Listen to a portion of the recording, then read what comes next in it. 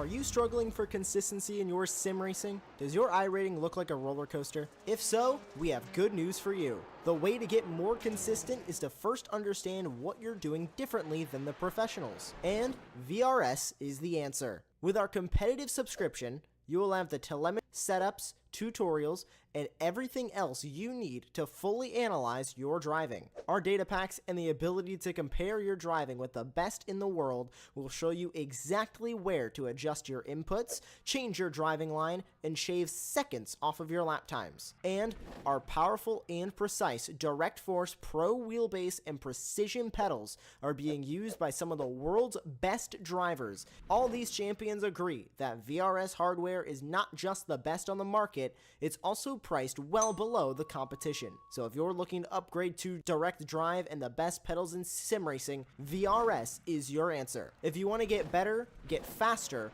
and make it happen sooner rather than later, you owe it to yourself to find out why so many people are switching to VRS. You'll be so glad that you did. Visit www.virtualracingschool.com and learn why the best use VRS.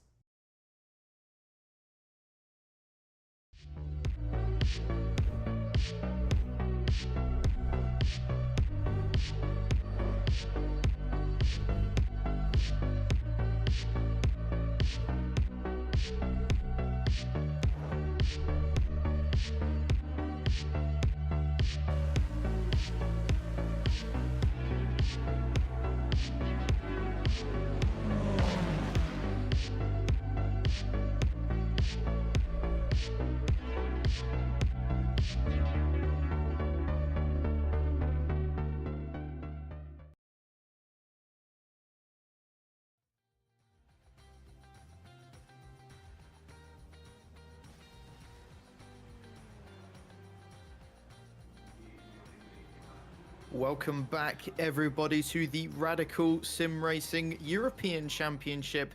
We're here at the Autodromo Jose Carlos Pache Grand Prix at Interlagos, probably one of the most famous race circuits and one of the oldest in the entire world. It's the crowning jewel of all Brazilian motor racing. I'm your host, Aaron Smith, here. Alongside me is Andrew Thompson. Sadly, Sam Fitzpatrick is off doing another broadcast just for today, and then Samuli Kumo in the production booth as always. And well, you're new to the series, of course, Andy, and while the Radicals are a fairly popular set of cars, and you should be fairly familiar with Interlagos, what are you looking forward to in today's big action of racing?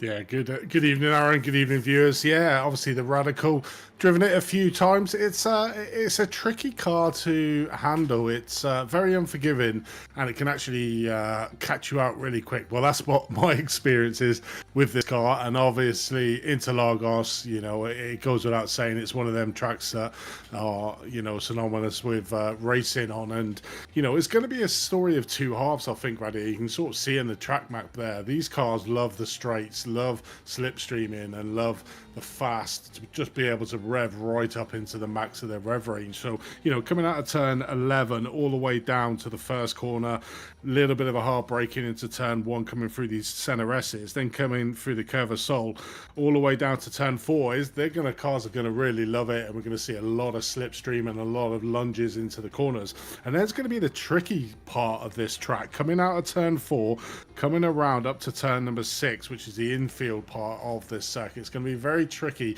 some off-cambered corners, and it could catch quite a few of the drivers out, but I'm really looking forward to these two races we got coming ahead of us, and it's going to be action-packed. I think you've hit the nail on the head there, pretty much spot on, as we had the Radical Esports Cup just a couple days ago, and I was here as well with JL Gregory in that broadcast, and I'm expecting a similar race in the first heat race tonight. But once we get into that feature race, it's going to be a completely different ball game to what these guys are probably used to driving. But now we're going to take a quick look at the championship standings. It's been fairly close so far. The points look probably a bit skewed to the drivers who've actually performed well this season. But at the moment, it's James Barry on top, who has been the outstander this season in terms of strategy. Not really been the quickest outright, but has always got that strategy in that feature race absolutely spot on. You could probably say Christoph Lipp has definitely been one of the quicker drivers, if not the quickest. Currently sits on top of the timing sheets in this practice session, but last week really hammered him. I say last week, it was 3 weeks ago. Last time out, it was a really dreadful race for him at Sebring, and he's definitely going to be wanting to bounce back this time out. You've got Frederick and Hutchinson, who probably just need that little bit more, as well as Carter Lundy, who we've seen be absolutely dominant in the Sports Cars Championship, and other drivers will as well be looking to further progress up the standings. We're now going to look at the AM standings, which has been a little bit closer, you'd say. Tom Euler, although is on top of the sheets at the moment. So a couple drivers again in there. It looks a bit skewed because, again, Tom has been good. He's been really good, but sometimes there has been a bit of competition that has slipped away due to other drivers getting involved in accidents. You've got Dorian Laliva in 5th place, who definitely has been one of the better AM drivers, but has had pretty torrid luck, sometimes caused by his own driving mistakes. But Euler seems to be the favourite at the moment, a steady 12 points ahead in the championship, and then 10 points back to Gabriel Berger. Looks to be in Tom Euler's hands currently, and if we can, I believe we can pull up the teams championship as well. And well, never mind, we don't have a teams championship. You can definitely tell that this is the first time I've done a lead in a long time, but we're just waiting for the final few moments in practice to come towards an end. And a practice session in a race like this it's a difficult one. You kind of have two choices, or a couple choices. It's, you know, do you go for those consistent qualifying laps, try to get your speed up as fast as you can, or do you go for one long old stint from the start all the way to the end of the session? It's always one of them, isn't it? You know, practice, there's no real consequences for crashing out or making silly mistakes. So, you know, it is a false, it gives you a false, what's the word? A false understanding of where you're currently at. You know, you could be the top of the practice for having a really good lap, but that means nothing when it comes to the hustle and bustle of the heat race and the feature race. Certainly the heat race is more of a sprint race here today. So, you know, you've got to get your mindset in to say, right, okay, I need to make sure I do consistent lap. And you were mentioning there on the points, you know, the top of the standings are not the ones that are always like right at the front of the race buying for the wins all the time, but they're consistent. And that's the name of the game when you come into these, is consistently scoring points week in, week out. You mentioned Christopher Lipp there, you know, who's a super quick driver but prone to mistakes. And when you have that, you can be super quick, but if you don't score any points on a certain round, it can really hurt your championship. So consistency is always the key when it comes to league racing, making sure you're constantly getting them points in the bag and being able to do. This course is, like I said, is going to be a tricky track for the drivers to be able to master. We're watching now Christopher Lipp coming around this infield side of this track, and it's super tight, and these cars don't like contact with each other, and they're very flimsy, don't take a lot of damage. So I'm expecting maybe to see some big accidents and some big, you know, damage to cars during this infield side, and then they get to stretch your legs coming out of here through turn number 11. This is where Christopher Lipp will be starting to really put the hammer down on this car to get the start of his lap ongoing. But this is where you're going to see a lot of the slipstream, a lot of the passes, certainly coming down into turn number 1. It's an ideal opportunity to try and get that inside line and to get that undercut. But it's going to be an epic race, you know, no doubt about it. Heat races in a Radical, and then a 45-minute feature race. It's a game of two halves, isn't it? You've got to be on your mindset for both the different formats to be able to score the maximum points you can during the races. Seems like you know a darn lot about this Radical SR10, and well, a lot of people have you know, they have their controversial opinions on this car. Some people, including me, prefer the old SR8, but I do feel like that's most of us older iRacers, and we all agree that the SR8 is the most unrealistic thing in all of existence. It was completely unrealistic to drive. You would just chuck it in a corner and it would have far too much grip. Gregory, though, there in the number 25 is doesn't seem to have any as he's gone off the grass. I believe that's down at the last corner it is, and that's a very awkward spot to have an incident. Looks like he's gotten going again, though. That's going to hurt his start of his next lap, though. Not really an ideal situation to be in, but yeah, these SR10s, like you mentioned earlier on, oh, there's another car. That's Berger going off at the last corner. Seems like it might be a bit of a hot spot in this car today. That last corner might be one to watch out for. But this SR10 is definitely known for being a bit of a handful. It's a very light, very high downforce machine with quite a bit of power. It can sort of understeer on corner entry, and then once you put your foot down, it completely snaps on you as you exit the corner. It's a very, very hard beast to tame, this. But if you can get it right, especially in a championship like this, a long old championship, 12 rounds that takes place pretty much until the end of this year, you got to be patient. You got to improve yourself as a driver. And like you said, Andy, it's about getting those good results and just being as consistent as you possibly can.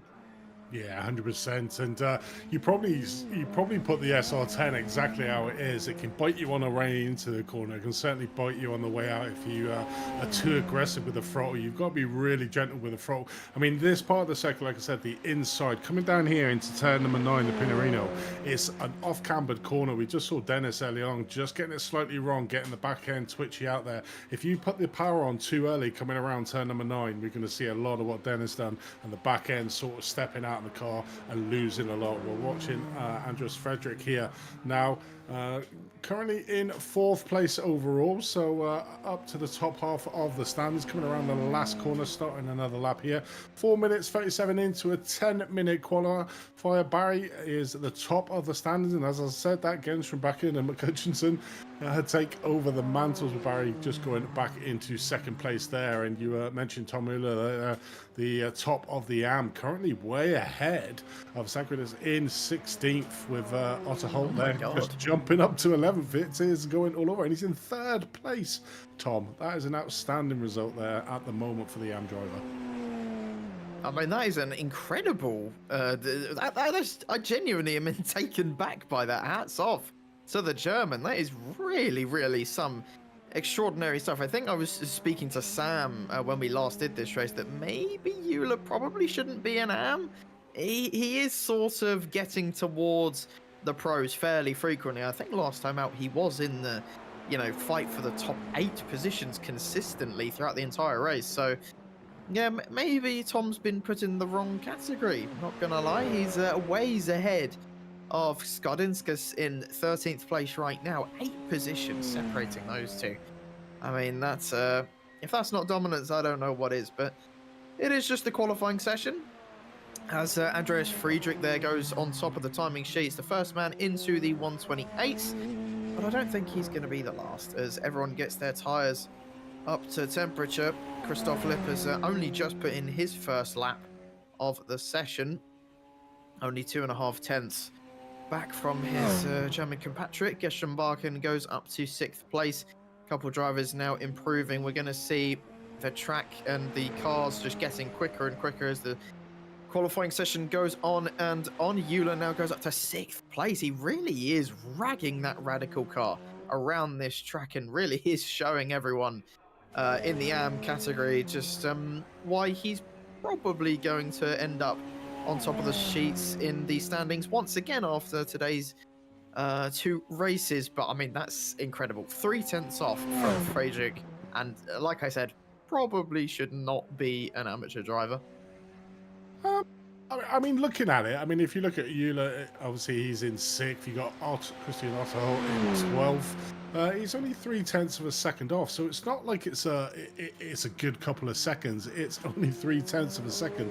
I mean, you can see there the top 21 drivers covered by 1 second only. I mean, that is super close in the championship. So 0.3 of a second, it could be his lap. I've not really seen what he's been like for the previous rounds, if he has dominated in the season, but 0.3 of a second, it's easily achievable for, say, somebody like Christian Otterholt to maybe pull it back up. Even looking to the midfield of the AM drivers down to Levere and Berger in 18th and 19th, you're talking 0.4 of a second, which is still not a mountain to climb, but enough to get Tom Mueller into certainly into the top 10. So he's got a real advantage in that amateur field. You see Otto Holt there moving up slightly, so it's now only come down to 0.2 of a second, the difference between Tom and Christian, the top two in the AMS.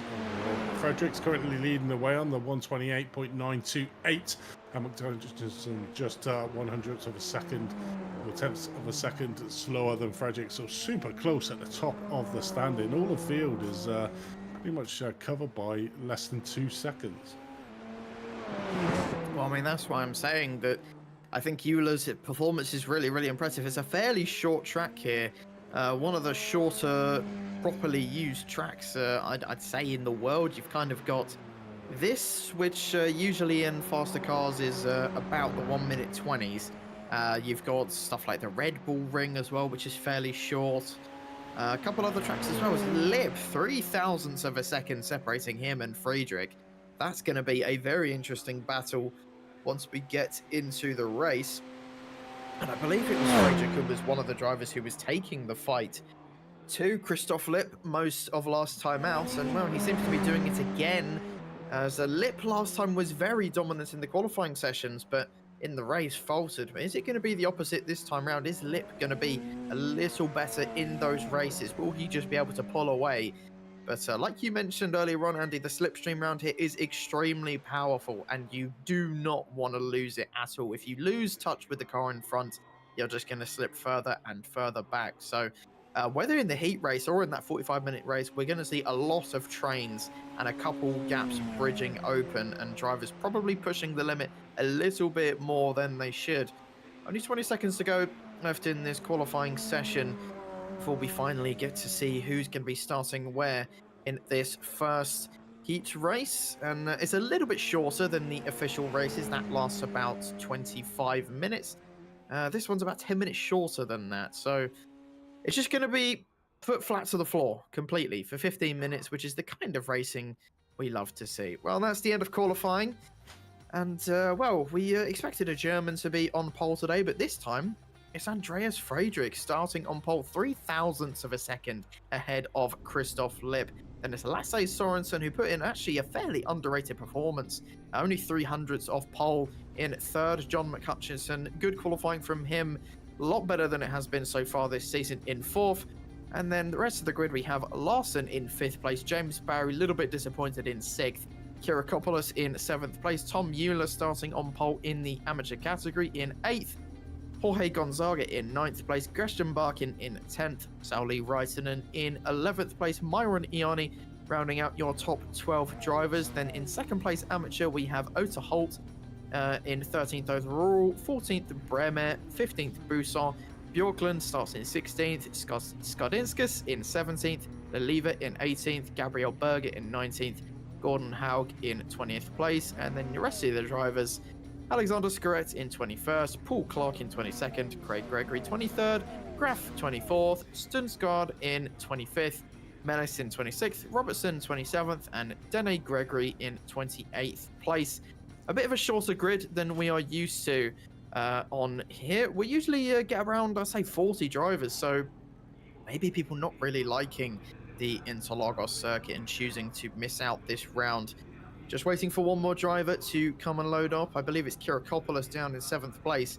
He's the only driver not raring to go. And this car can be quite difficult to launch off of the line. You have to get your clutch biting point absolutely perfectly, as we did see a couple days ago in the Radical Esports Cup. But who's it going to be who ends up in first place at the end of these 15 minutes?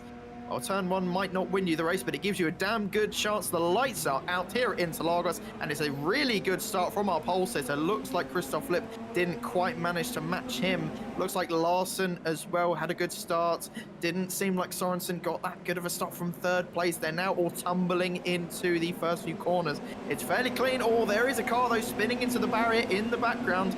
I believe that's Tom Mueller. Your pole sitter in the amateur category has tumbled down the order, has gone from 8th place down to 27th place now. And that is a horrible start for him. He's going to have to fight his way back through the field. Down into turn 4, there's a big crash. That's a huge crash. That is Ota Holt, the 2nd place man. who was in the amateur category, is now last. It's a bad start for the people who started up the front in the AMs, but for everyone else seems to be fairly clean. Up the hill towards turn 6 we go now. It seems to have settled down a little bit, but this chaotic 15-minute race has already seen some controversy. Definitely, as Euler and Otter Holt, the top two in the arms that you mentioned, come a bit of a cropper there. Euler coming down through the center S's, getting it slightly wrong, hooked up on the outside into the second turner into the S, and literally just got onto the grass, hit the wall and took him out. And then it was a very ambitious move there from Otter Holt coming down into turn number 4. He literally tried to get that inside line to make it 3 wide, and unfortunately clipped the car and got around. We're just looking at Tom Euler here. He is currently way down the field overall from where he started, so he's got certainly a long day at the office. And well, it was just a mistake all by himself, Tom Euler, and it just seems that those cold tyres have really caught him out.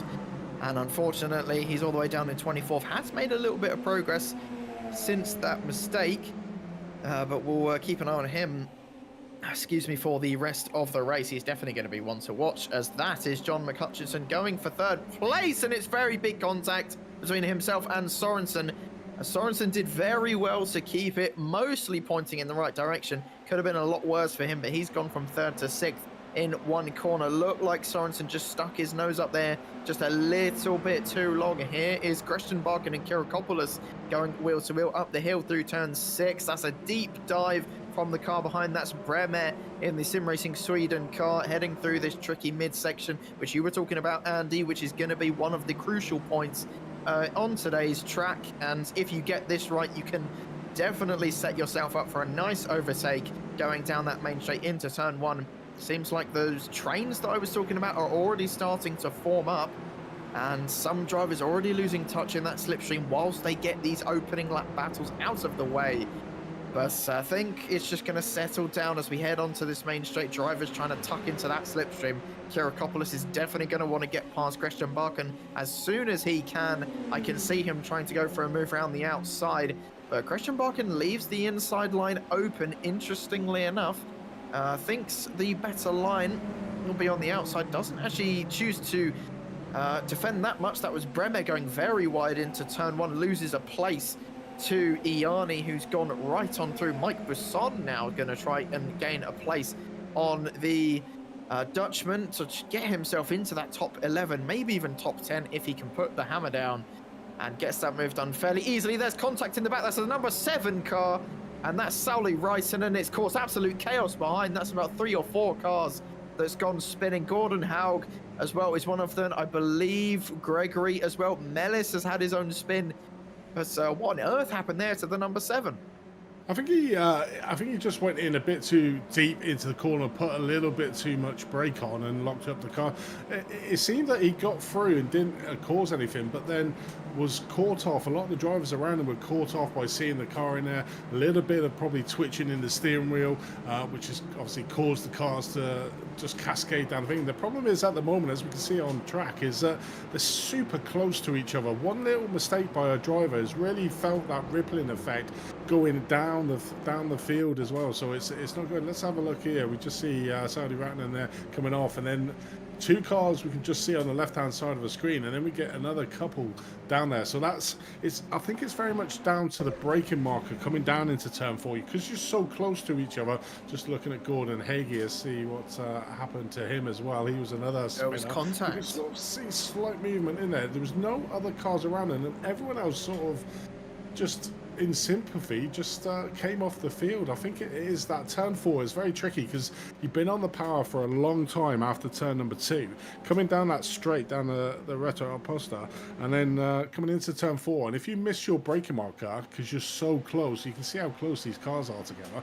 You miss your braking marker, got that little bit as it's 3 wide here with Ketil Larson just keeping that 4th place. Barry is all over the back of Ketil Larson at the moment. It's just fights all over. It's just a beautiful thing about these cars is that they're all evenly matched. It's down to drivers' skill on how they tackle these cars, but there's so many different ways to driving this SR10. That's why I sort of love it. Yeah, it is definitely old school in that way, where you can have a bit of a different driving style, set up the car pretty much however you want to suit you. And you're definitely right in that it does promote just experimenting with the car a little bit and trying to find ways to be quick. And it definitely feels that older school, the kind of 80s, 70s type feel to it. I think I mentioned a couple of days ago, it would be nice if this car had a H-pan. That would give it a little bit more of a retro feel.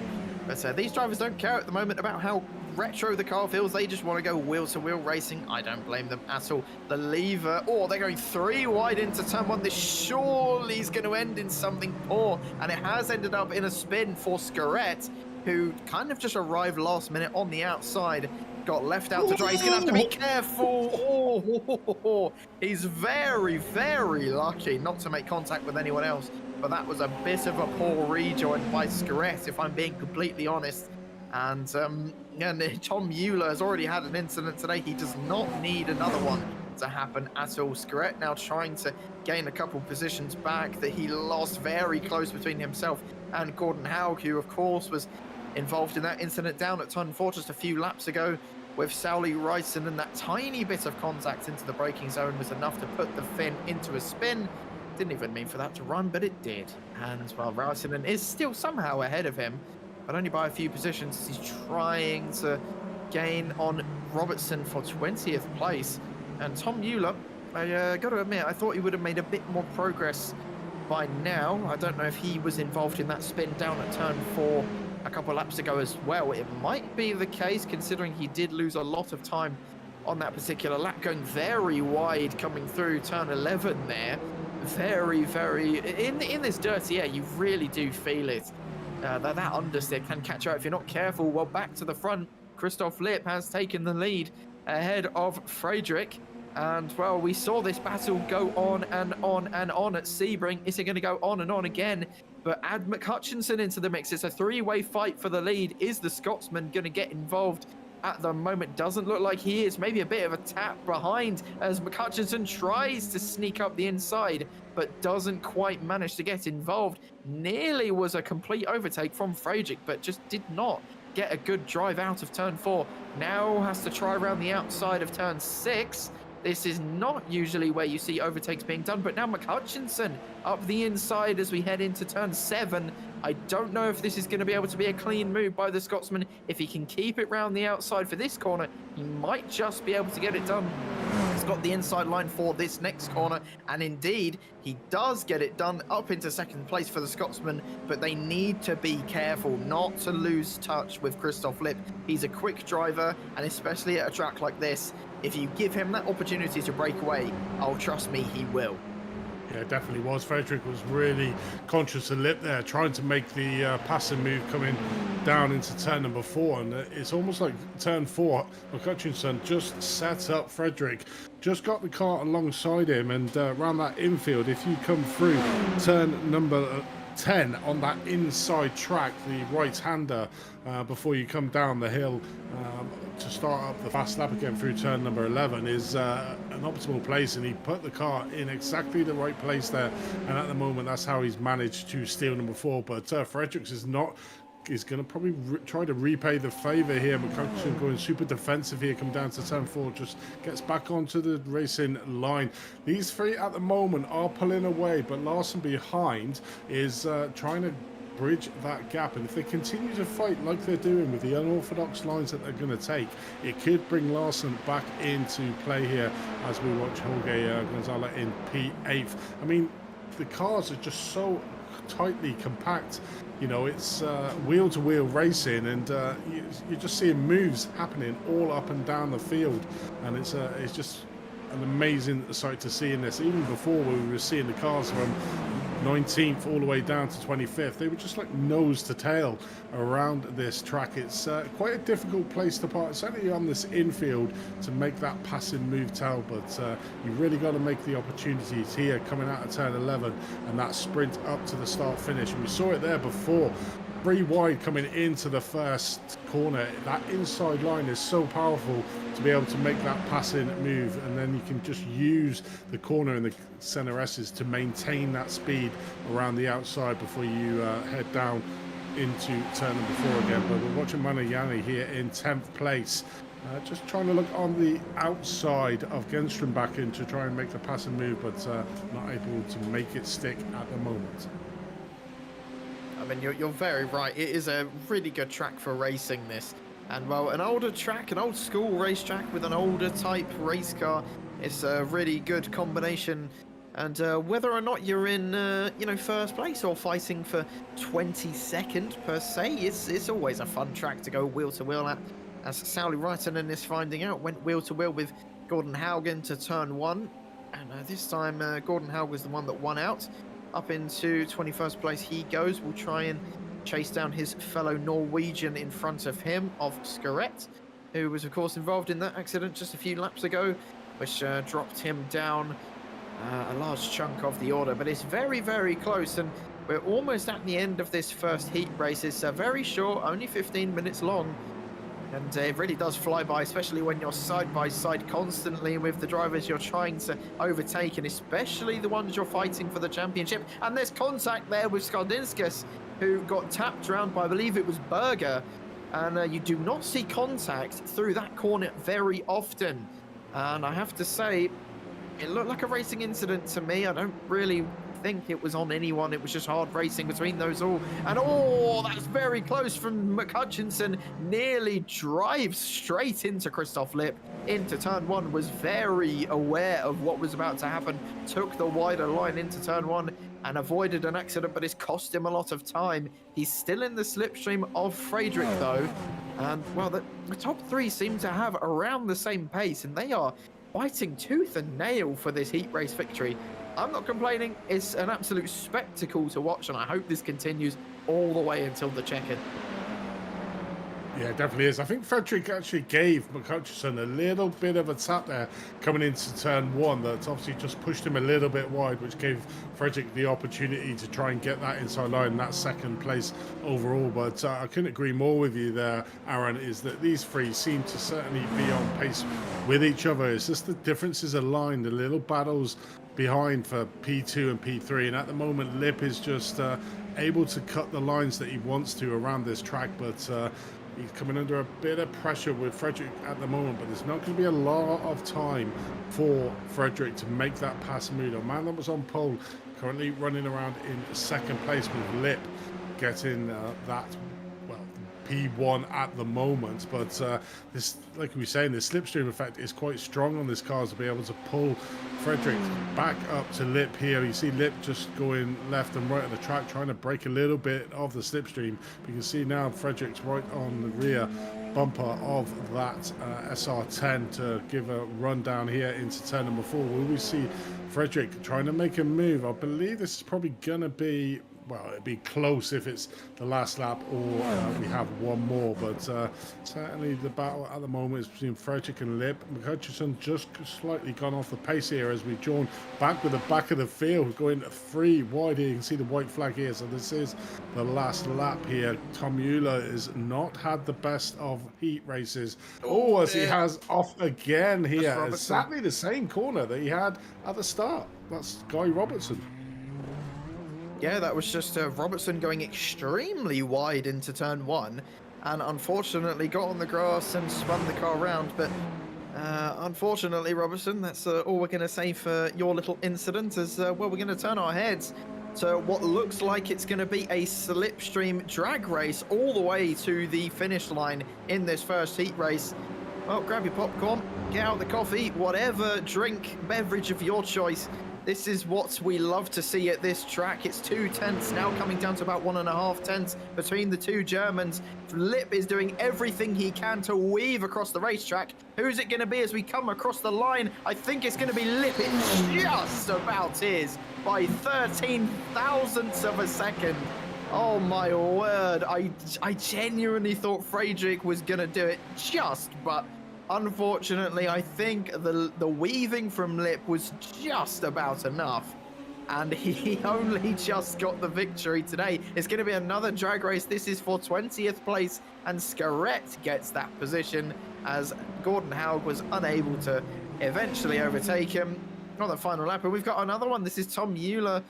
Not quite as intense. That was for P24 against Craig Gregory. But wow, I mean, that fight for the lead was really, really nail-biting stuff. Shame we couldn't have Mick Hutchinson as well involved after his little mistake a couple laps ago.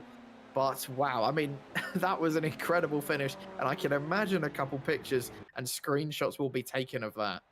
100%. That was fast and frenetic 15 minutes of racing there. I think Lip did the right thing. He stuck to the inside of that last corner that gave him a little bit less of a distance to travel. And I think that's what sort of made the difference, because we just saw there that you had to go around Frederick had to go around the outside of him, which made it a little bit more, but super close there. Yeah, that was well, I mean, if you're new to this series, like you, Andy, that's what you've got basically for the next 45 minutes. Stay tuned. We're taking a little warm-up as these guys just take a breather to take in what on earth just happened in that first race. But while they take a break, we're going to go through how it all ended. Well, it was Christoph Lipp. In the end, it said on our time screens it was 13 thousandths. Well, iRacing is telling us it was 11 thousandths of a second. And, well, it was even closer than we first thought, and even more painful for Andreas Friedrich, who is definitely going to be wanting to take the lead of the championship tonight if he can get another good result like that. John McHutchison was only 8/10 back, nearly, and unfortunately just could not get involved in that battle for the lead at the end of the race when it mattered. Larson in 4th, just a fairly quiet, lonely race for him. His teammate Lasse Sorensen in 5th place as well. Just about finished ahead of James Barry. They had a drag race as well to the line. Probably might be able to see that in the next race as well. And then from the rest of the grid downwards, it's Kyriakopoulos in 7th place. Jorge Gonzaga finished in 8th. And we had Christian Barkin in a 9th place. Maroniani in 10th. Mike Busson in 10th, in 11th place. Iwan Bremer in 12th. Then your winner in the AM category, Dorian Laliva in 13th place. Bjorklund finished in 14th. Berger in 15th. Graf in 16th place. Paul Clark in 17th. Skardinskas in 18th. Ole Gunnar Stenskrud in 19th place. Alexander Skret in 20th. Gordon Haug in 21st. Ryson in 22nd. Otto Holt in 23rd. Gregory in 24th. Tom Mueller, a very disappointing race for him, in 25th. Mellis in 26th. Robertson in 27th, and Dene Gregory in 28th place. And no one got lapped, which is a good sign for things to come, albeit it was a very, very short race. But yeah, strategy now starts to creep into the minds of these drivers. Tyres shouldn't be too much of a problem. They might start to overheat towards the end of the race, and then we might see drivers struggling. But the fuel is the one where everyone's going to be thinking about. They don't have enough fuel to get to the end of the race. They will all have to make a pit stop. And, well, that's going to be the true spicy point of this entire feature race. It certainly is. And that pit lane, it's a super quick entry into it. So you've really got to make sure you know where to slow down to hit that limiter, because you quite easily get a stop and go penalty for speeding in the pit lane, and that would be certainly a race ender. But that was an amazing race. I love seeing the races in these SR10s. I think looking at the Anfield, it was very much about keeping the nose clean. You saw Levine there winning in the AM. He wasn't mentioned at all really on the broadcast. Kept himself out of trouble, whereas everyone around him was seeming to get into a bit of issues. We saw the top 2 in the AMs go out earlier on in the race, put down to the back end of the field, and we saw a lot of squabbling between the rest of the AMs. Certainly coming in, it seemed to be the hot areas was where we're looking now. Turn number 1 coming down through the center S's.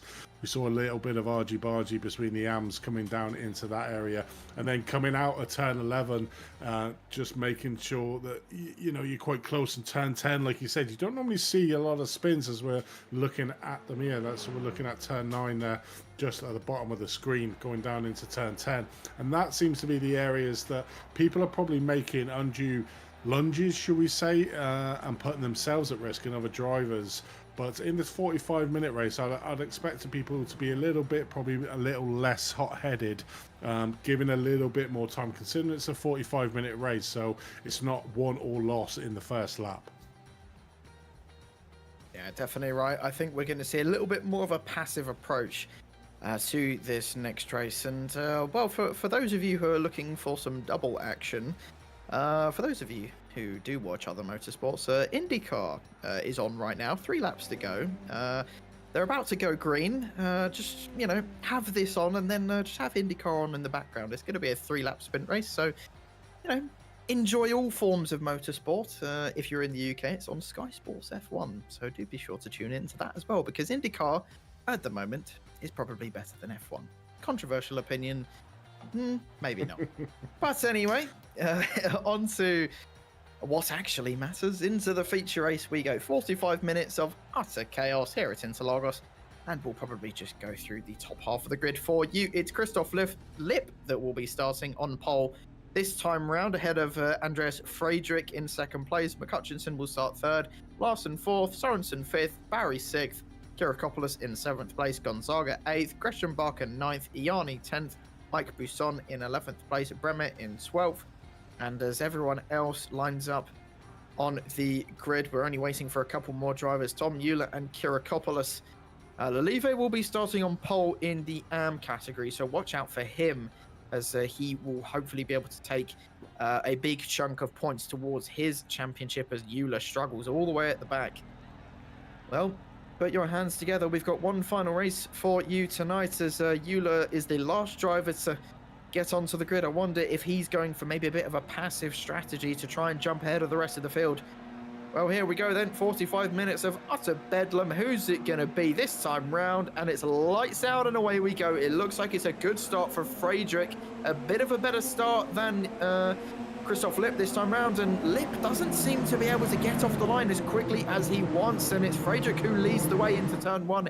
Now through turn 2, down into the center S's, and through the Curva del Sol of turn 3 we go. Hutchinson's had a bit of a poor start from 3rd all the way down to 6th. Bit of tyre smoke as well being kicked up, and that's Lelive. Now it's the AM leader. Who, yeah, genuinely, whoever is the top drivers in the AMs just seems to falter away.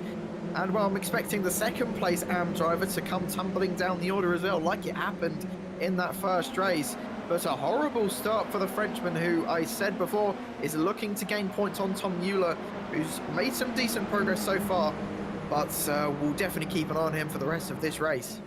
Yes, it's always a hard one to take, isn't it? You know, this early on in the race, being well back at the field now, and it's a hard day as we see another incident now. Look at Syndrome just getting it wrong coming through turn number 9. There's even more on the exit of turn 9, just probably putting a bit too much power down. Alexander Scaret there now at the back of the field, so probably a lot more action here in this feature race than there was at the start of the 15-minute sprint race. The certainly pin of the hand grenade has been pulled, and the drivers are just jostling for position in this open lap, which seems a bit ludicrous really in a 45-minute race. It's sort of almost like race ending early on in this race. I mean, we look at the back end of Alain Levet, currently in P26, 13 positions down as we watch Tom Euler trying to make up positions. He's currently 5th in class overall in the AM, so not a bad recovery after lap number 1, considering he was towards the back end of the field in the heat race. As we see they've been coming through the pit lane. Well, that's a bit strange. Did he actually stop? I don't know. I don't think he did. Oh no, he did. He did. Yes, he did. Yes. Actually, 18.7 seconds. I'm not sure. I don't think he came into the pits, but he didn't stop. I think you were right. You've got some bird's eye view of the track, Andy. Honestly, there's a good eye there. He didn't stop. Yeah, he just drove straight through the pit lane. I'd be very shocked if that was a drive-through already. That's very strange. That's what's the limit? Is there a limit? I think there should be. But I honestly, I don't know what Leliva was doing there, to be honest. He literally just came in and drove back out again. I'm not 100% sure what that was, but we'll let him carry on for now. And we'll keep an eye on what on earth he's doing over the rest of this race. But looks like Leliva's going to be down and out of it. And the IndyCar race has just ended. And I thought it was going to be a lot more entertaining than it was. It was rather boring. Oh well, but now we can turn our attention back to this race. Full focus on the Radical Championship. It's still Friedrich who leads at the moment. It's a bit of a bigger gap between P2 and P3 this time round, with Hutchinson struggling on that start, all the way down in 5th now. And a bit of contact there between Hutchinson and Sorensen. Looked like Sorensen just parked it on the apex of turn 4, making life very, very difficult for the number 69. I wonder why he chose that number. Immature little Scotsman there, but fair play. You've got to respect the hustle. Let's see what he can do. I expect him probably to fight for this podium very strongly. He showed some really, really good pace in that first race. And, well, can he catch back up to the leaders? I'm not sure. Just seems like Friedrich and Lip are in a bit of a league of their own at the moment. Looks like Lip is he's struggling for pace a little bit. I don't know if he's saving this early on, but at the moment I'd say it's definitely advantage to Friedrich. Yeah, it certainly is. It does look like Hutchinson's had a slight issue that's let Larson and Sorensen pass. Larson and Sorensen probably not as quick. Well, you can certainly see the gaps growing between Friedrich and Lip. And then the gap to Larson and Sorensen, and McHutchison at the moment needs to get past these two guys, two Norwegians, as soon as he can to get up, because we did see that in the heat races as he dispatches one of the Norwegians there coming down through the centre S's. Does he manage to keep the place? Yes, he does. So he just has one more, a little bit of a flash there by Sorensen as Barry's looking to eye up the Norwegian as well, so possibly using two paces here in the space of two corners as Barry just tries to get the position done, doesn't quite get it done. So McHutchison's managed to get past Larson. He needs to get past Larson to try and close down that gap, because if that gap goes any more to Lip, then it's going to be a hard day at the office, because he's going to not have the slipstream effect to be able to pull himself back up to Lip. So I think at the moment, McHutchison's probably kicking himself that he made that slight little mistake at the start of this race, which put him further down the field. Obviously started in P3, currently running around in P4, but needs to try to get up onto Larson and overtake him, because you can see there the gap around about 1.4 seconds between Lip and Larson at the moment. But the train behind him, you could literally throw a blanket over all of them, up down to 12, as we see in the autograph here in 12th place, just at the tail end of this big long train. And then you just look further back and they're all super close together. I mean, the top 20 in this field covered by 12 seconds at the moment from the leader. I mean, it's super close racing here at Interlagos, as we see some a little bit of movement here with Kim Andre Borkland just trying to defend off the flying Finn there, but manages to get it done. Keeps that position in P16th at the moment. Rattler just behind him, just trying to size him up at the moment, but all over the place. Rattler just trying to get in the pass. You can just see trying to dive down onto the inside. Borkland just moved across, which threw off Rattler a little bit, but does have the inside line here for turn number 4 and gets the job done. Yeah, very clean move there from Sauli Räisänen, and well, it's not over yet, as Bjorklund is going to try and fight this one back. Eventually thinks better of it and just gives the place up to Räisänen as we head through turn 6 and 7.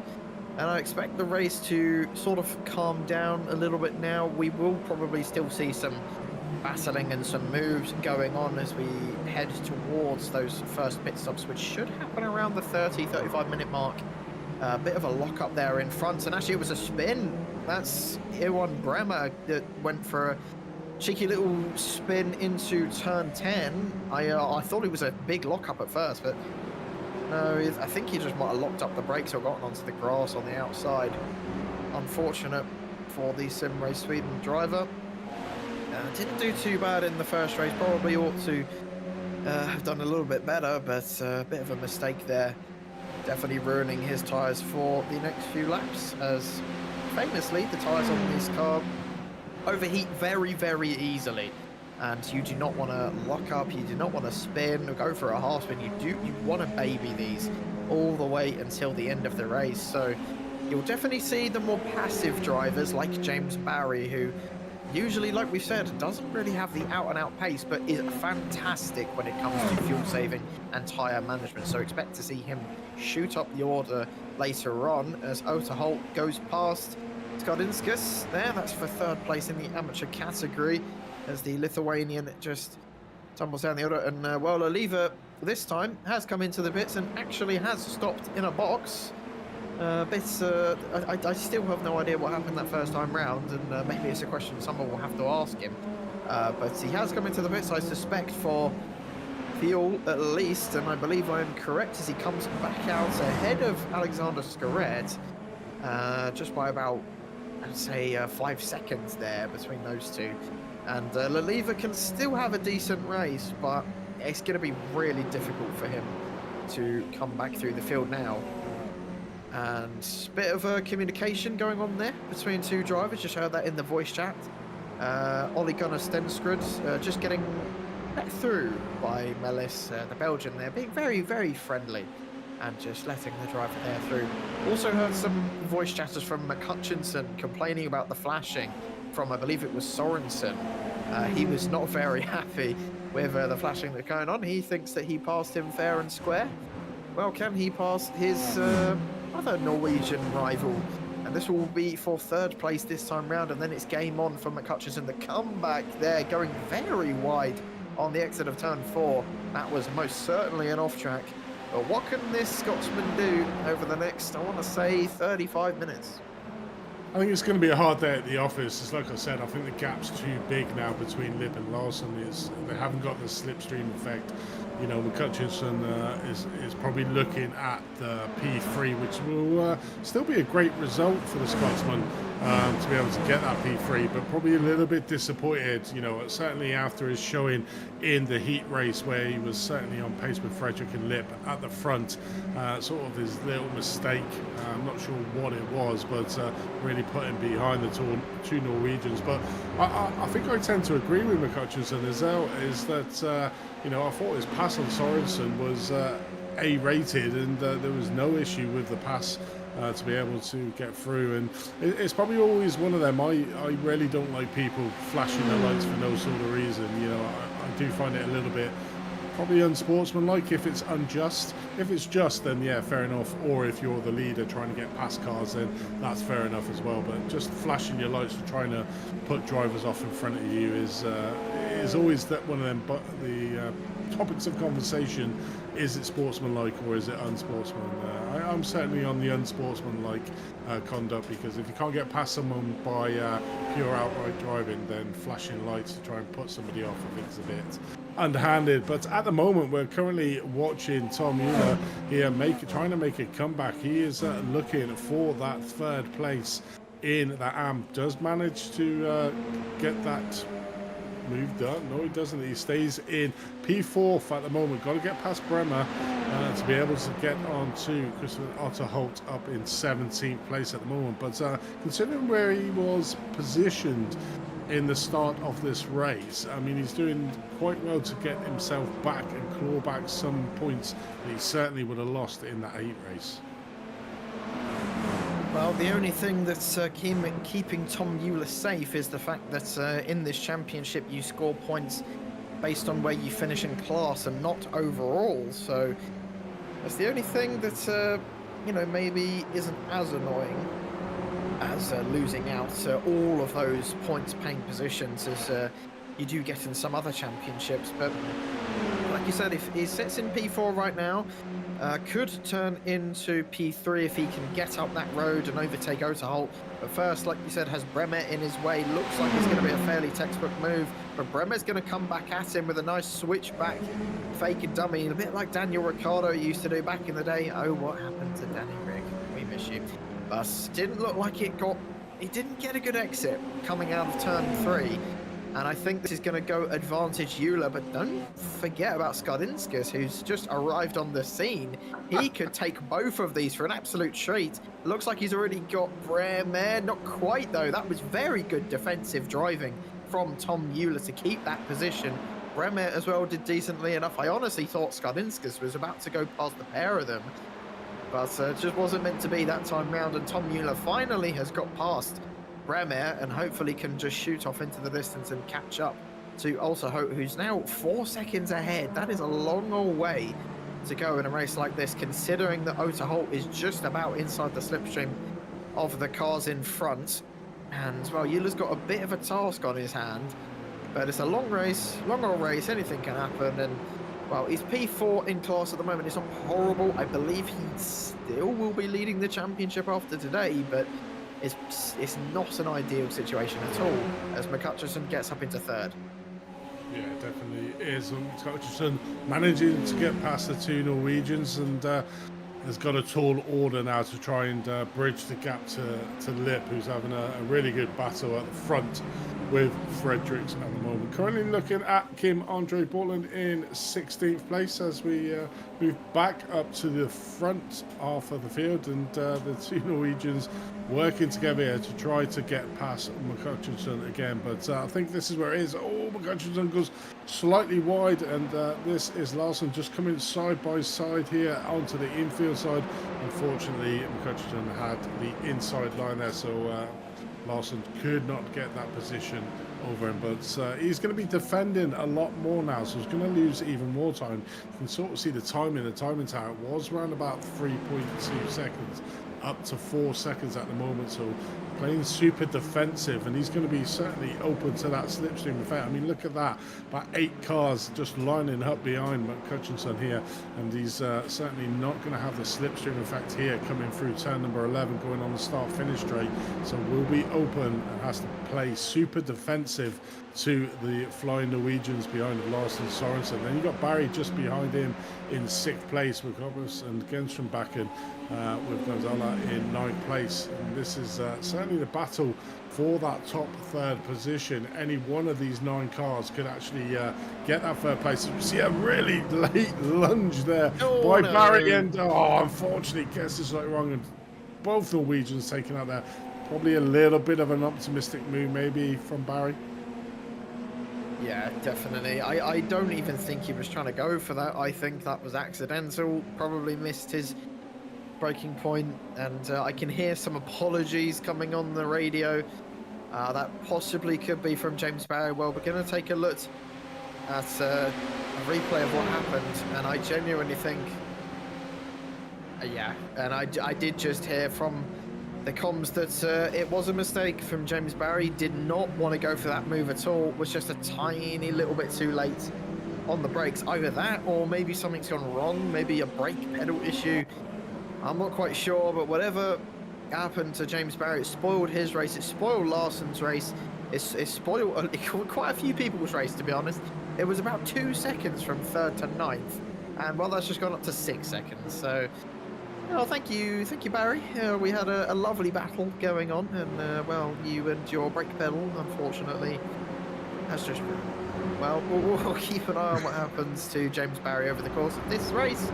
And well, I was talking about him shooting up the order, but well, that definitely is not going to happen with the damage that he's got to that car.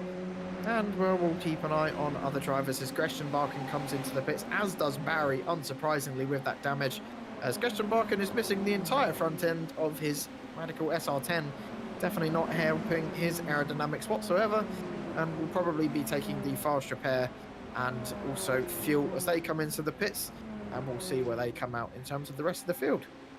Yeah, but I suppose it's lucky you do have that fast repairs where just Rogers having to defend here from Stensrud in P20 if and this is for positioning class at the moment. Galactus in 19th position. That's around about P5 in the AM class, but yeah, lots of argy-bargy there going on for Barry, obviously, unfortunately. Taking out the 3rd place train, so McCutcheon will be looking behind him and think, where has everybody gone? This has sort of left him on his own now to try and chase down, but I just feel 4.1 seconds, a bit too much of a gap but at least he hasn't got the pressure of the Norwegian guys behind him that was pretty much skittled in a bowling alley into turn 1 there.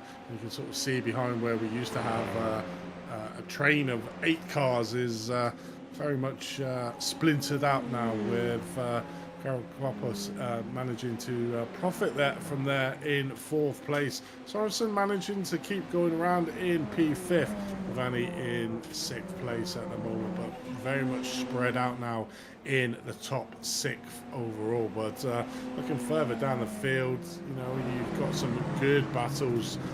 Mimo de Graaf here in P11 being chased down by Berger in 12th. Borkland just behind him with Otter Holt, the ARM driver, in P14th. So a good 4-car battle here ensuing in the AM class, and this is for top place in the AM. De Graaf at the moment, he has been there for a little while, but is not come a cropper from the curse of the AM field from the first race. Obviously the first place guy in this feature in the AM race did have a slight incident in the opening lap, but one of the drivers that is absolutely on a spoil is Roitinen. He was currently in P9th.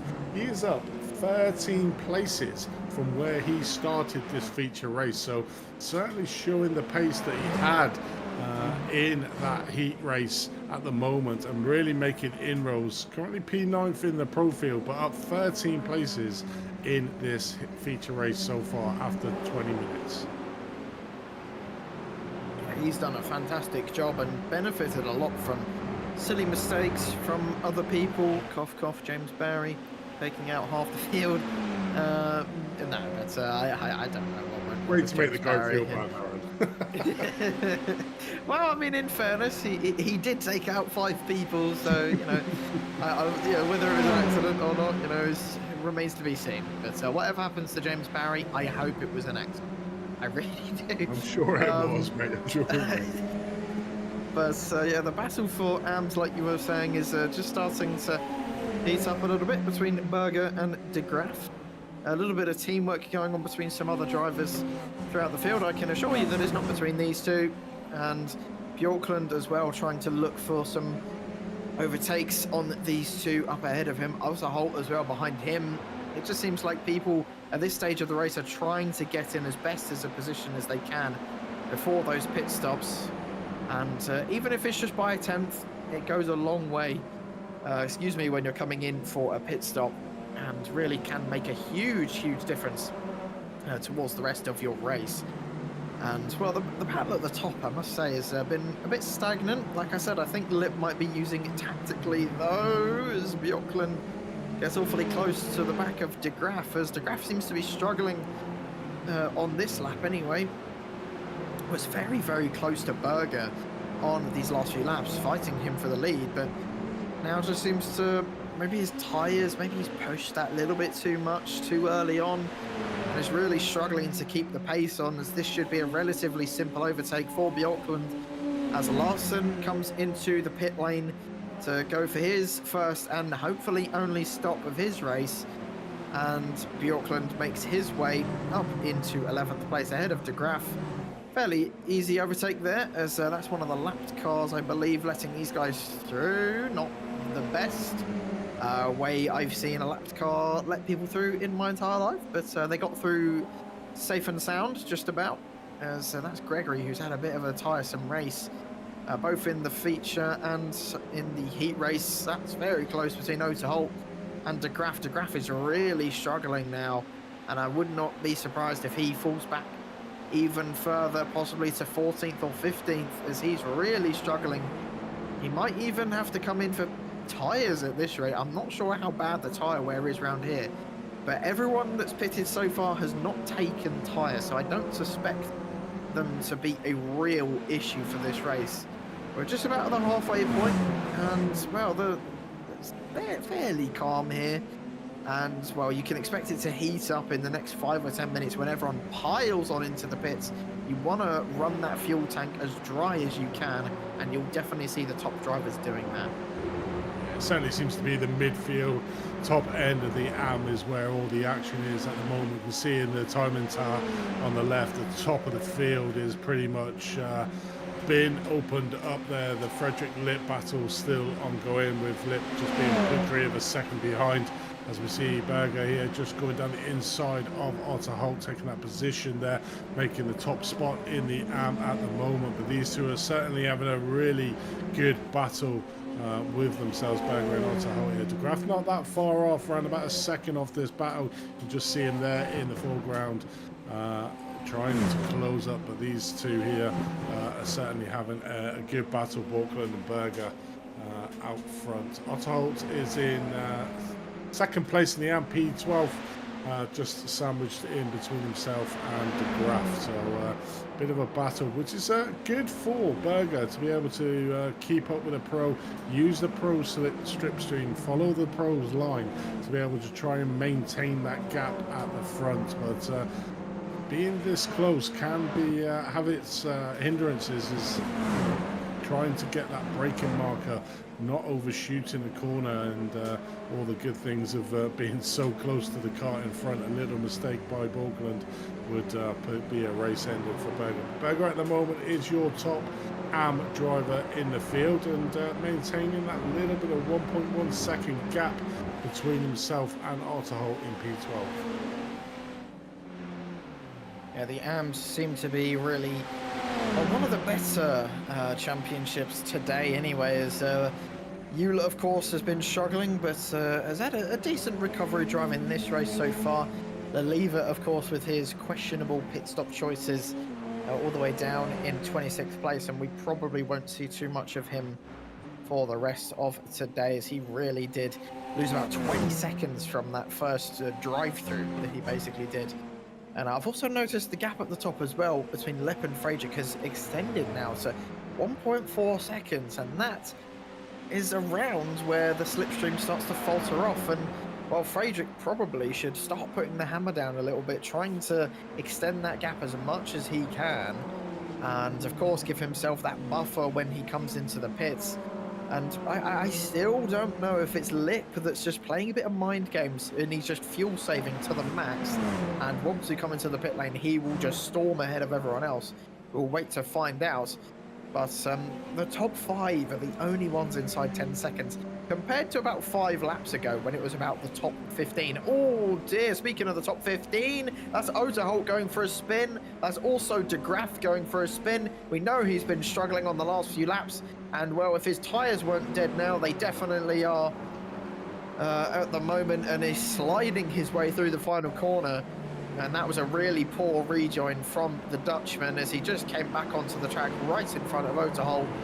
And actually, it was the other way around. I didn't see that. It was Otter Holt who was the first one, who went for a spin, then put De Graaf into a bit of a spin, and that was a very awkward moment between those two. Yeah, just lost the back end, did Otter Holt, spun around. And then De Graaf unfortunately went off track onto the green stuff, and unfortunately lost the back end himself and came back across, so not good. So the biggest winner out of that was Tom Euler. He's now currently in P2 in that AM, keeping his nose clean here in this second race, so having a good, and he's got an opportunity here. So only about 3 seconds behind, but there is a car of Clark in between himself and Berger there. If he can latch onto to try and get that slipstream effect, pull him up to Berger, he does have an opportunity to win this AM race here in the feature race.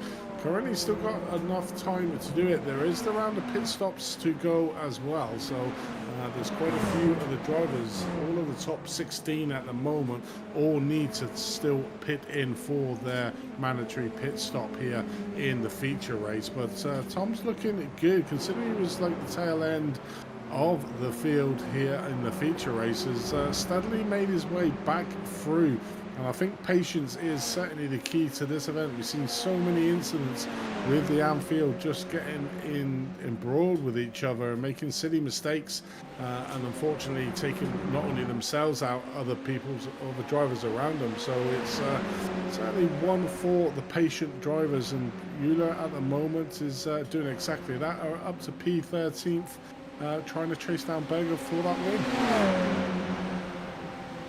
keep an eye on that lead for the overall, and it'll be very interesting for the championship. I'm very surprised at how well Euler's managed to do in this race, considering he's struggled to get himself back up in that first heat race after his first spin on those opening few corners. He's done rather well in this race, just been a lot more patient and just waited for people to make mistakes, just gone for those opportunities when he can, and is up into 13th overall and second in AM, which is the biggest part, of course. He doesn't really care where he finishes overall, just as long as he finishes first in the AMs, that's all that matters. Skodinskas taking a very wide line. I wonder if that was just letting Larson back through, as he's one of the drivers who has come into pits, knows that it isn't his fight at the moment. And, well, very smart driving, very sensible driving there from the Lithuanian. And, well, that's the sort of teamwork you like to see in racing. Rennsport is the driver who leads at the moment out of the guys who have stopped, but I suspect he'll probably, when everyone else comes in, I suspect he's going to be inside that top 10. I'd say around 8th or 9th place. So just patiently waiting for everyone to come in over the next 5 or 10 minutes. That's when we're going to see it. And at the top, just again, keeping an eye on that battle for the lead.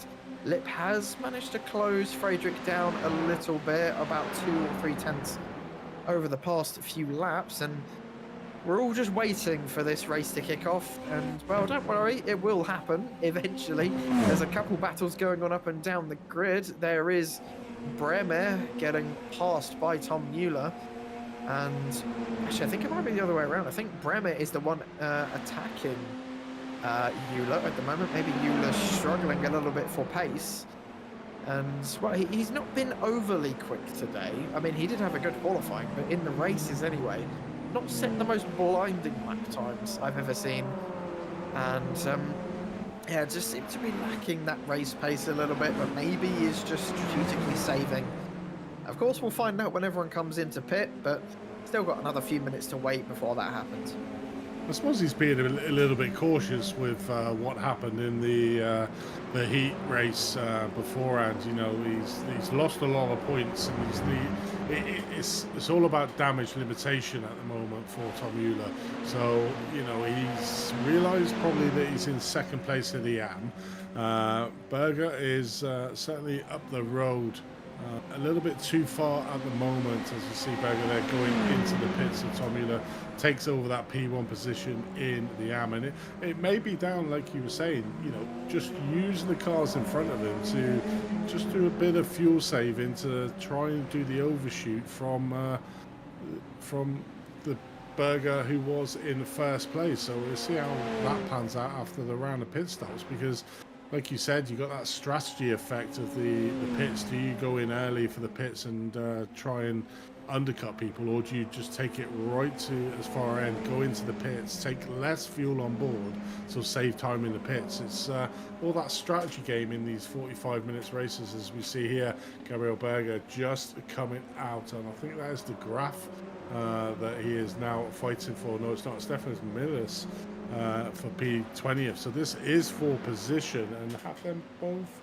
They have both stopped as well. So this is a fight. No, in fact, Milis still needs to stop. So this is probably a pointless little bit of fighting, but it is for position in the Anfield overall. But this is holding up Berger a little bit, who's managed to sort of get past now, and he needs to just try and put the hammer down to try and make sure that Tom Mueller doesn't get in front of him when he comes into the pit stop.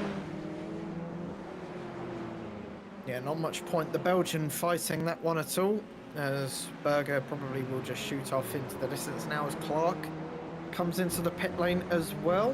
This is around the time where, yeah, we're going to see people slowly start to come in for their pit stops. I'll give it probably another few laps.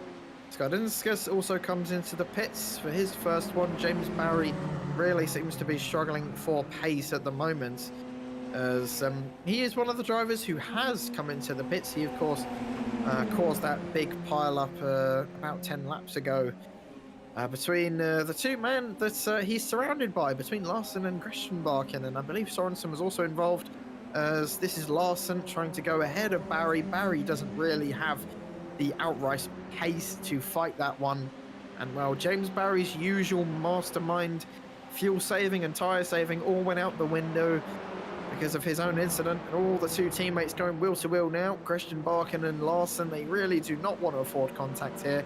And in the end, Larson does choose to just be a little bit easy as Andreas Friedrich comes into the pit lane. Lip chooses to stay out. So that could mean a lot. That could mean that Friedrich has used up all that he's got in that SR10's fuel tank. And Lip has fuel saved so he can go another lap or two. Well, we're going to find out where these two end up. And, well, I'd say with Lip going that extra lap or more, I'd say it's advantage to him. Just going those extra little bit can save you about 5/10 in the pit stop, and that means a lot.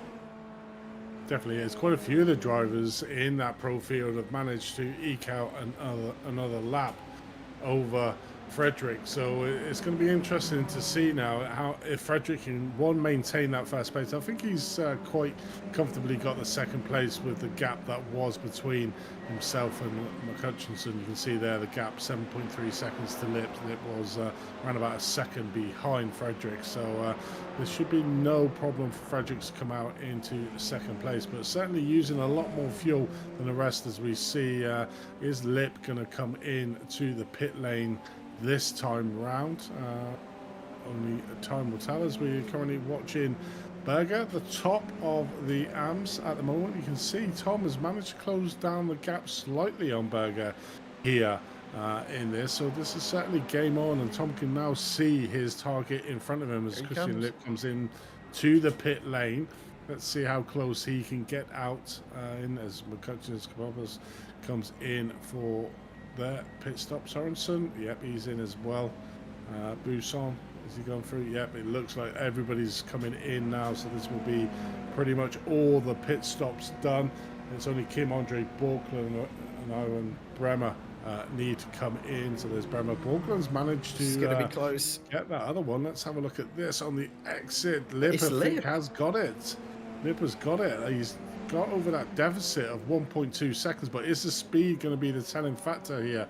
Frederick's just tucked up behind him, but no, a great overlap there for Lip to be able to take the position. Well, I did say last lap that extra half a second, going that extra lap can save you a lot, and well, it was exactly half a second that Lip managed to gain on Friedrich in the pit stops. And well, how far ahead is Lip ahead of Friedrich? Ooh, it's half a second. So Friedrich, maybe that little error, I'd say, over the course of this race, not saving enough to go that extra lap, has put him on the back foot, but maybe it means he can be a bit more aggressive on fuel going forward, since Lip might have had to cut it close towards the end of the race. This is going to be game on for the lead. Is it going to end the same as it did last time out? We've got about 10 minutes to go in this race. Oh, this is going to be interesting. All the way until about lap 30, I'd say this one's going to go. And I'm excited. This is going to be a reverse of Heat 1, where Friedrich seemed to have the advantage. Now it's Lip who has the advantage. Lip, of course, did win out eventually, but only just. Only just. Who's it going to be this time? Is it going to be the same? As Bjorklund is one of the final drivers to come into the pits. In fact, he is the last driver to come into the pit lane. McHutchinson still is a long, long way back. And when I said Christian Barkin might come out in 8th place, and well, he's come out in 8th place. I'm getting better and better slowly at predicting these sorts of things, as my experienced brain slowly expands and I get ever smarter and smarter, even though I'm the dumb 19-year-old. Yeah, definitely is. This is a bit of deja vu for Fredericks here in second place, following that yellow SR10 of Lip's car in front. He's had the experience. He knows what he probably needs to do to get that win. You know, 1100ths of a second was the gap between first and second at that finishing line. So just needs to get that real good exit out of turn 11 to be able to make it up. But that will all be coming up in the next 10 minutes. We join back now with Barry, who's sort of sandwiched in between the two Norwegians, the Larsons and Genstrom back in. He's probably feeling a little bit nervous after what he did to did to him earlier on. But looking at Tom Euler here, looking at the tail of Berger. He has really profited from going that few more laps longer in the pit stop as we ride on board with Tom, trying to chase down Berger for that win in the AM, which will be a great day after a disastrous. Look at that, just taking as much there just to narrow that corner here, coming out of turn number 11 to get on the power as quickly as you can, trying to use the slipstream. The problem is Berger in front does have the slipstream of the car in front, so it's sort of almost neutralized as he comes down here through the pit exit into the start finish straight, coming down into turn 1. You can see him closing slightly. Is he going to look on the inside? Probably keeping it nice and clean, but gets right under the rear wing. Here is the opportunity now, coming down the back straight into turn number 4. Berger's going to have his eyes full of the car in front of him as well. Is he going to go super defensive and take that inside line as Tom Euler is just trying to close him down? I think he's going to be too far. It'd be certainly a probably risky lunge if he did look on the inside of that, but certainly Tom Euler now is eyeing up that top spot in the AM overall. But great battle ensuing. The car in front at the moment is sort of neutralised. Umin Bremer is neutralising Tom Euler's as he looks down the inside here into turn number 8. Not getting it done, and these three are going to be locked in a battle now. And Bremner in front is probably thinking, I don't want to be a part of this. I'm well out of the pro standing field, and I don't want to get mixed up between these two for the AM battle overall. But at the moment, Tom's done a great job to give him the opportunity, Aaron, to be able to get that AM victory. Well, I can definitely assure you that Berger's going to be wanting to use Bremer to his absolute fullest, helping him along with that slipstream. And hopefully, if Berger can get past Bremer, he puts him, a car between himself and Euler. As Bremer does choose to go defensive into turn 1, and Berger not trying to fight this one too hard. I think Berger will be quite happy if things stay as it is, but Bremer is really struggling at the moment, and I will not be surprised if Berger does try to go for it this time, as Bremer is defending incredibly hard. But you were saying, Andy, that he wouldn't want to get involved. I beg to differ. Judging from what I'm seeing, he very much wants to get involved in this fight. It doesn't really mean anything in terms of points, but I guess if you can go wheel-to-wheel racing, you're not going to say no, are you? As Bremer chooses to do so. I don't think Berger's going to be very happy about this at all. It definitely looks like he's the quicker driver. But Euler is going to be looking on at this and be rubbing his hands together. He's going to be just sitting back, patiently waiting just for that tiny window of opportunity to open up. And at that moment is when he's going to pounce. And that is... Oh, it was nearly then. Very, very nearly an opportunity opened up. I just think the window closed a little bit too early. As you can see, that dirty air really, really bad going through turn 11. It does catch you out if you're not careful, but nearly contact between those two as James Barry goes ahead of last, and that's for 6th place. Just keep an eye, everyone, on the battle between Lip and Friedrich. Keep an eye on that gap. But we're going to focus on the one that we can see with our very own eyes. This is for the lead in the air. This will mean so much to Tom Euler if he can complete this move. He's got the inside line, which, like you mentioned, Andy, can be good if you can get it right. But it turns into the outside. It's very, very close between those two as they head side by side through turn 3. And at the moment, it's advantage Euler with track position. Is he going to go defensive again? He does. How brave is Berger going to be on the brakes into turn 4? I don't think it was brave enough. Chooses to just let this one go for now. And this is going to be a very entertaining battle. I think Euler has the pace advantage and probably looks to be the favourite out of these two. But Berger has nothing to lose. Absolutely nothing at all. What can he do over these next few laps? Coming into this middle section, it will die down a little bit unless there's a mistake. But so far, Tom Euler has put himself up into 1st place in AMS. 14th overall. Bremer's just about a second up. And this is the first sign of battling we're going to see for the lead of this race. It's Friedrich versus Lip. Super, super close between those two. And this time, that was very brave from Christoph Lip to send the car into turn 2 and get back ahead of his German compatriot. What's it going to be like down into turn 4 to see the Interlagos? Friedrich Could have probably gone up the inside there, but chooses to be passive. Just lets it go this time by, and we'll just wait another lap to have that opportunity. He doesn't feel like it's going to happen this time round. Just trying to put that pressure on Christoph Lipp. As we talked about at the start of this race, that Lipp can be a bit susceptible to mistakes. This is going to heat up. Don't you go anywhere. We've only got a few laps to go now. Who's it going to be? Is it going to be a drag race to the end once again? And can Frederick exact any revenge?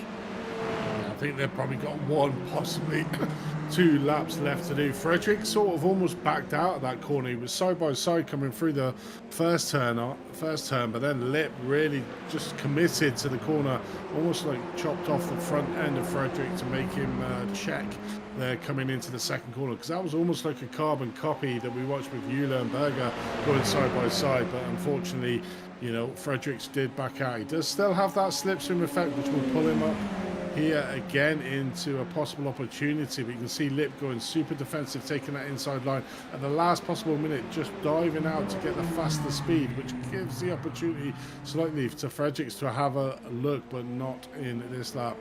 Currently 43.5 minutes gone, 45. This might be the last one. I didn't see the white flag, so we may have one more, but at the moment it's Fredericks trying to go side by side. We'll be on the outside here at turn number 4, which is not the ideal location.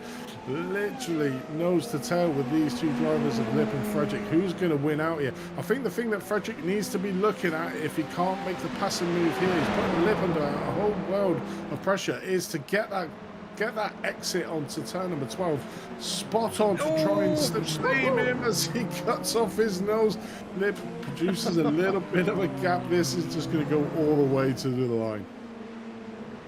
I think you're right there. Although Frederick did have a huge lockup, we'll wait and see if that's had a huge effect on his speed. It doesn't look like it has. It looks like Lipp might have overcooked his rears a little bit when he went for that mini spin. And well, I'm going to prepare my voice for this last lap, because I know that this is not going to end easily. It could end in tears for both of these guys. It could end in tears for just one of them. Or we can have a beautiful, scenic end to what has been a fantastic 45-minute race, as well as the 15-minute feature race, heat race that we had at the start. Well, this is going to be white flag. Barney waves the white flag of justice. Into turn 1 we go. This time Lipp trying to get a good exit, but doesn't quite manage to do it. Frederick gets a nice launch off of the exit of the Senna S's. Lipp is going to be defending all the way up until that white line on the outside. Frederick is going to pressure him all the way down to turn 4 we go. I just don't think that corner is going to work for Frederick. The outside line doesn't usually work, but he's going to pressure Lipp every step of the way. They're now side by side, heading up the hill into turn 6 we go. Who's going to have the biggest balls as we head up the hill? Is it going to be late braking from Frederick into this corner? He tried it on the last lap. Isn't going to try it this time round. He's going to have to set himself up for another drag race as we head across the start-finish line. He might try and go for an aggressive dive bomb into this next corner. It's just a little bit too far back as Lipp goes a bit deep. And well, this next corner, the last corner, the one that matters for both of these drivers, who's going to get the better exit? Don't try too hard, fellas. They both take a wide line through there, and this is it. This is the drag race. If I was to put money on it before this finishes, I'm going to say it's Lipp again. He looks to be further ahead than he was in the heat race, but who knows what's going to happen. Frederick is closing, but I just don't think it's going to be enough. And Frederick flashes his enemy in celebration as Lipp crosses the line to win again. It's a double victory for Christoph Lipp, making up for last time out where he faltered. And well, who's it going to be for 6th place? Larsson's leading this train. No drag races this time round. He comes home in 6th. Barry, after his unfortunate incident, does come back to P7, but probably could have been a bit better for the British driver, as we've seen him up the top many times. He might lose the championship lead after today, but Tom Mueller will retain his lead in the AM category most certainly after an amazing comeback through the field. Here's Craig Gregory, and I believe this is De Graaf fighting as they head across the line. I think it might be De Graaf. Oh, it's 0.005 of a second between those two. And it's Gregory who just about finishes ahead. of the Dutchman. But that was a pretty good end to the race. Maybe not as intense as the heat race. Bjorklund lets Stensrud through. Interesting choice from Bjorklund there. Not sure if they had an issue earlier on in the race and just lets him back through. But very sportsmanlike from Bjorklund either way. But that was a pretty good race, full of strategy. Maybe not as intense as we were hoping compared to the heat race. But actually, just heard from our production man of Samuli Kumo that Bjorklund might have been out of fuel. That's a very good shout. And I was very unlucky. It didn't cost him anything in terms of points, but it did cost him in terms of positions, and that's probably going to be a little bit frustrating for him. But it's Christoph Lipp, the Lipp train, winning once again and probably promoting himself on top of the standings, as James Barry had a bit of a poor round, finishing P6 and P7. And well, what a good event! These races always deliver. And Andy, I think you might be a bit sad to be left alone for the rest of this season.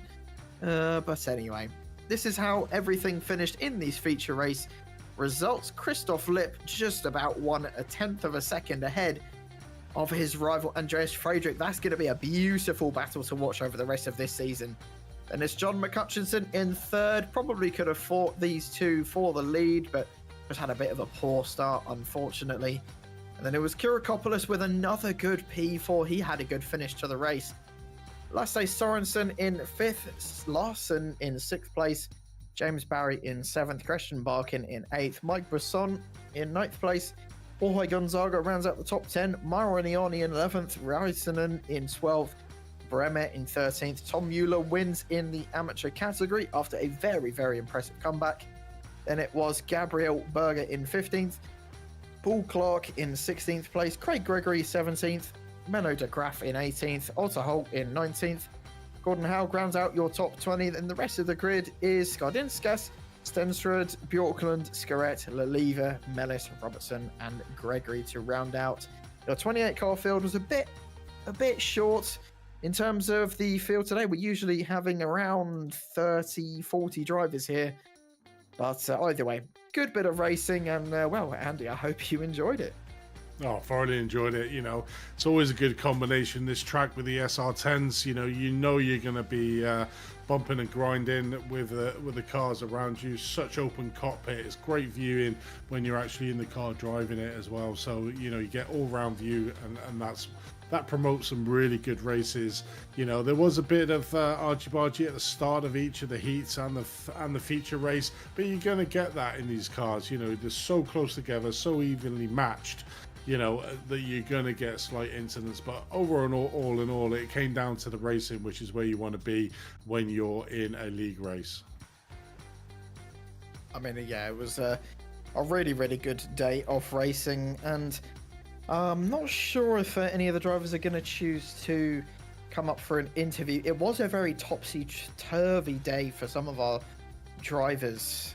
But, I mean, Christoph Lipp is a fantastic driver and is showing his speed out on track. Just has a couple of things to iron out if he truly wants to be crowned champion at the end of this 12-round season. We're only 4 rounds in. It's been pretty intense so far. Does not look like we're going to be able to get any interviews, unfortunately, for you today. I think everyone's just honestly exhausted after that long race. So we're going to wrap it up here, folks, and it's been an absolute pleasure to commentate over this race for you today. I've been Aaron Smith. Joined alongside me was Andrew Thompson, and in the production booth was Samuli Kumo. And we'll see you all once again in 3 weeks' time. Hope you enjoyed it. See you then.